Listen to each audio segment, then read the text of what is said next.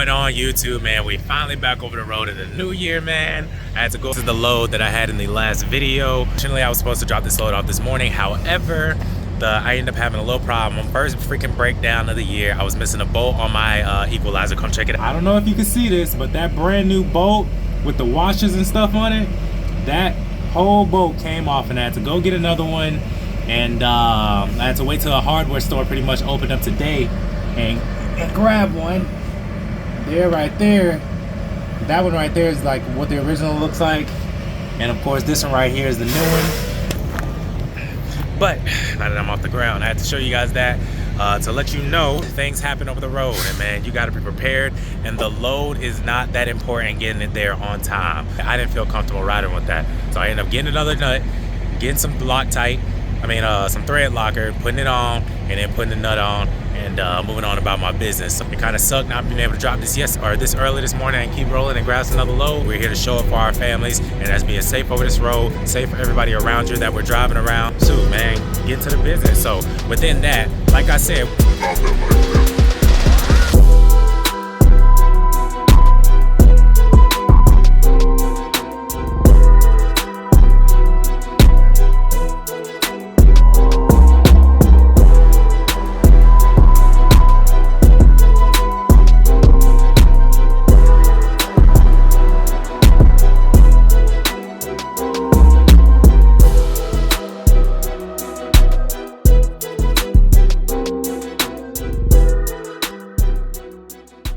what's going on YouTube, man? We parked a little earlier this morning. Plenty of parking. It's only 3:33 right now. However, the only reason I'm parked is because this is technically kind of a same day, same drop load, only a 4-hour drive. However, you know, they wouldn't let me drop it off tomorrow. And I was trying to record, you know, them taking that that skid steer off, and then loading me with the change, but everybody keep rushing me today. I don't know what it is. And then if people aren't rushing me, they want to stand around and talk, and so it's kind of interrupting everything. But come on and check out this load, man.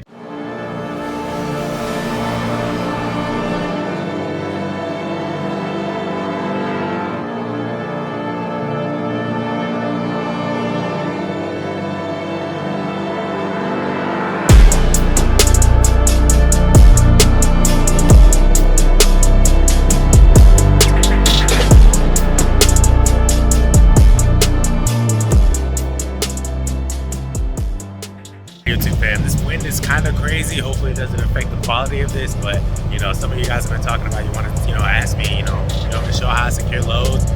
In this particular load, I really want to show what I particularly do for these cables.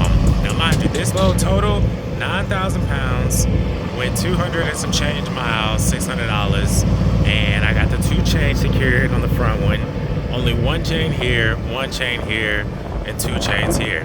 Now, starting off, the reason that I do 1 chain in the middle of them, because those things are locked in brace. Locked in brace basically means if you have a load in between 2 loads, that it has something basically here and another one here, and there's just that one in the middle. Say for instance that one wasn't on the back, this one's blocked in brace. This is basically standalone, that one's basically standalone, so you got to treat it as such.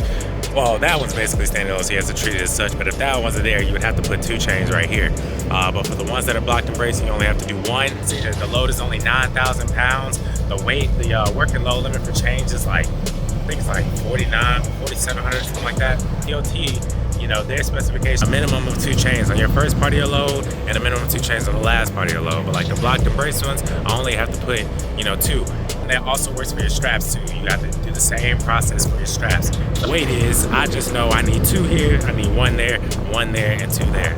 You pretty much understand how to secure these things. You want to make sure you do is you want to secure the same side on this side. If you're doing it at an angle like this and you got 2 of them, do the same stake pocket on that side as on that side right there. That way it's even.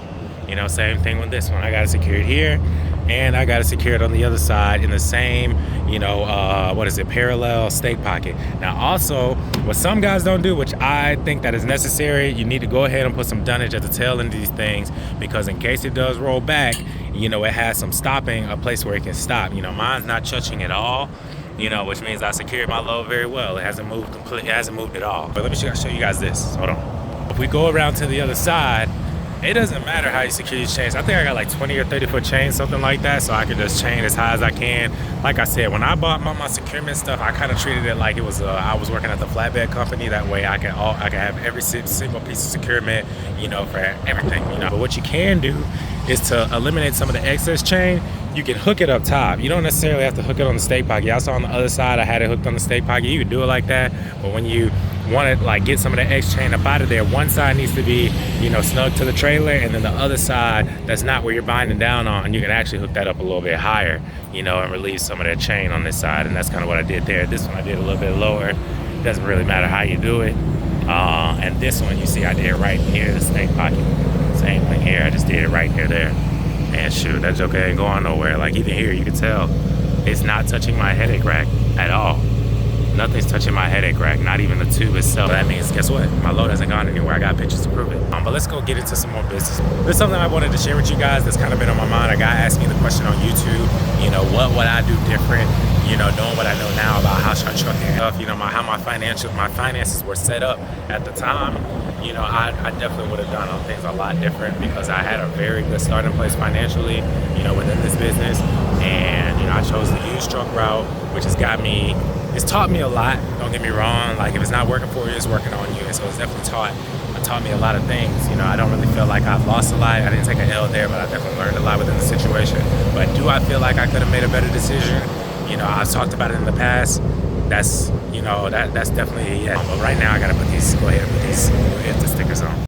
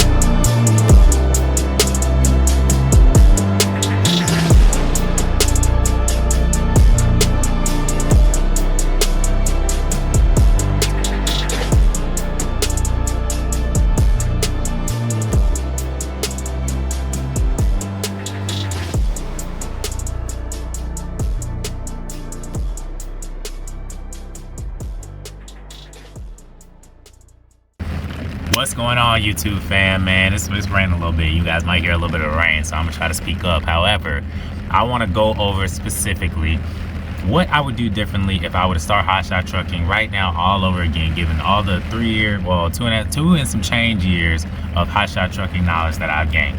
The first biggest mistake I did not make, which, don't shoot me again, like I said, but I did not know anything about business credit, and so I did not set up, I had a business bank account, but I didn't have a business credit card account, you know what I'm saying? So just in case any major things happen, I wasn't, affecting my personal side. I was only affecting, my business side of things. So that's something I did not do.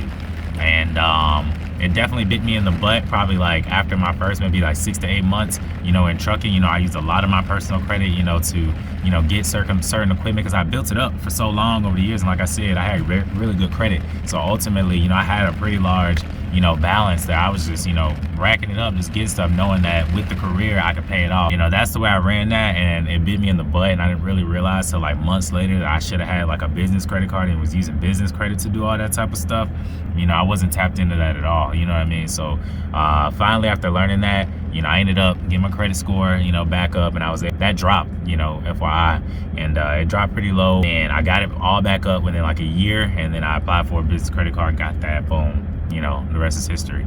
But That's the first thing. Definitely want to establish some sort of business credit, whatever that looks like, before you even get in the game, because you really never know what could happen in this business. You know, right now, like I got a breakdown right now. I'm not saying like you use credit, but if you're not in a position to, you know, handle that breakdown, I've said it in one of my previous videos, you know, you need some sort of, you know, leeway that's not going to affect your personal side of things. You know, if for those of you who are tuning in for the first time with Hotshot with me, first of all, thank you, you know, but ultimately, guys, I got a family, you know, I got 3 kids, and I don't want the stuff that happens out here, you know, to affect them, you know, while I'm at home. And so if I were to look back, that's how I would have set that up, you know, for emergency situations only, you know what I'm saying? So that's the biggest thing. Number 2, definitely my truck. I would not have gotten the truck that I've gotten. A lot of people keep asking me how my 6.0 is doing, or even the dude from last night, how's Hotshot treating you? You know, what would you do different? I had another guy a couple days ago ask me, what would I do differently? Somebody on YouTube asked me, what would I do differently?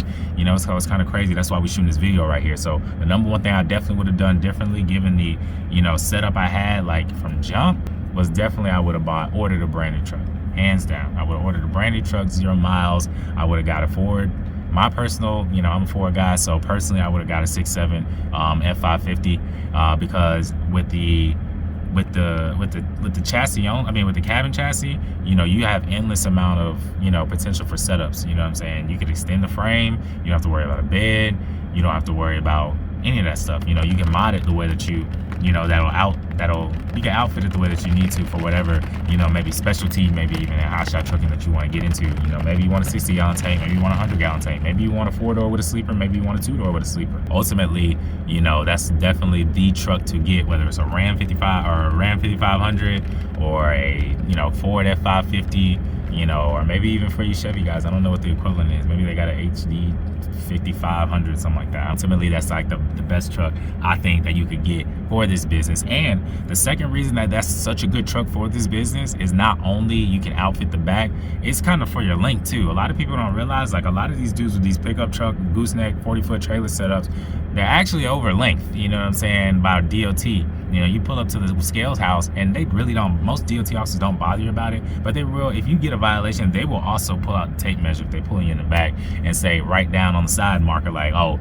by the way, he was overweight, I mean, over length, and, you know, over the 65-foot length. You know, it's not that big of a deal, you know, but a lot of these guys out here who are CDL running with the pickup trucks. Like I said, my pickup truck, not in Woody, because Woody does not have a truck bed, because for those of you who do not know, if you have a truck bed, that is considered a pickup truck. If you do not have a truck bed and it's just the wheels and the fenders over it, that is considered a tractor, you know, period. So you can be as long as you want to. You can go out and get you a 48-foot trailer, you know, if you want to, if that's what you feel like you need to do. But ultimately, for me, I'm gonna stick with the 40-foot trailer, and because I think that that's all you need. Another good reason that I feel like, you know, a F550 or a F450, I'm gonna just say a F550. A F550 is better truck to get in this business. Is it is detuned, so it will last longer, supposedly. And yes, it's a less power, but what do I need all that power for? We're supposed to be safe drivers out here. We're not supposed to be out here, you know, hitting and getting it, you know what I mean? And I think that running in this 4500 right now, the Chevy that's detuned, you know, ultimately, my driving habits have not changed. I come off the line slow, you know, I try to take baby the truck, you know, as much as possible, because, you know, we're not here to tear up our equipment as, you know, our bread and butter. That's just something that we just don't want to do. It also has bigger brakes and bigger suspension for our heavy duty use. I have a 350. I feel like I'm going through shocks, brakes, all that type of stuff every freaking 5 seconds, and it really sucks. So they are rated for like the stuff for like the size of the medium duty trucks, you know what I'm saying? I think it actually even is considered a medium duty truck. Don't quote me on it, but I think it is. I think the 550 is by far the best truck to get. You know, you can throw a sleeper on the back, like I said, or you can just roll with the pickup truck style. But that's just my personal opinion. That's something I would do differently. Now, moving on to the trailer. I would not change anything about my trailer. That's the one thing I feel like we really did right. And I think that a lot of people need to hear this. You don't actually need to go out and buy a freaking brand new trailer at all. I think that trailers are such a mechanically like hammer and nail type situation. I mean, it's like one of the most basic pieces of equipment out there in my, like, knowing what I know now, you know what I'm saying? So I don't think people should go out there and buy a brand new one. You can find one on Facebook Marketplace. I think that Facebook Marketplace is a great source of anything that you want to get in this business. You know, you can find a fuel tank, you can find a whole lot of things over there, you know what I'm saying? If you just look, where there's a will, there's a way, you know what I'm saying? So go to Facebook Marketplace, get you a used trailer. If anything's wrong with it, just go ahead and, you know, fix it before you get out here over the road. You know, put some sweat equity into it, you know what I'm saying? So I think that there's nothing wrong with that, and you have to really get used to putting sweat equity into a lot of things, you know, when you're out here over this road, especially in order to save you some money. You know, you can't just be out here paying everybody to do everything, because you're gonna go broke doing that.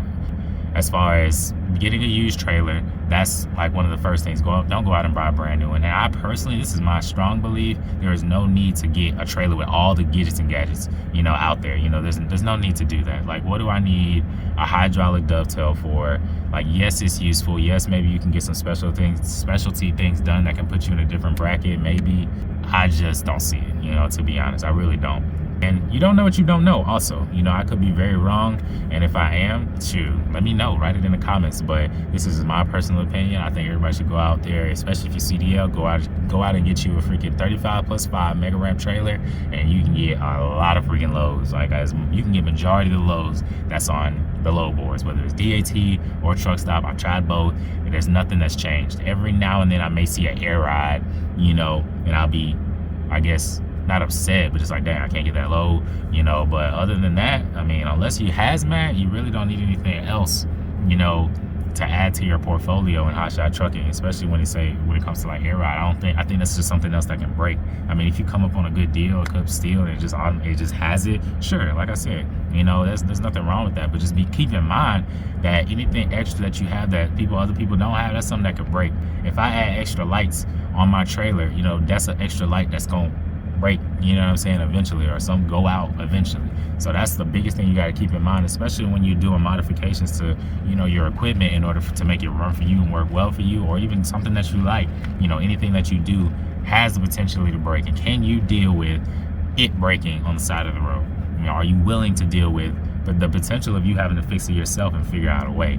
If you can't do that, I mean, I just think that air ride is not for you. No hydraulic dovetails for you. No hydraulic, landing gears for you. I just think you can go ahead, get the mechanical stuff, grease it up properly every once so often, to put some WD-40 on all your stuff, you know, and go manual. Get you, you know, put your big boy pants on, big girl pants on, whatever case may be, use some muscles, and, you know, go ahead and get to work. There's nothing wrong with it. You need to exercise anyway, probably, because we out here sitting in a truck 9 times out of 10 all day, every day. You know what I'm saying? So those are the major things I definitely would do differently. It would be start a freaking business, get me some business credit, you know. I would get a brand new F550, you know, because I had the means to.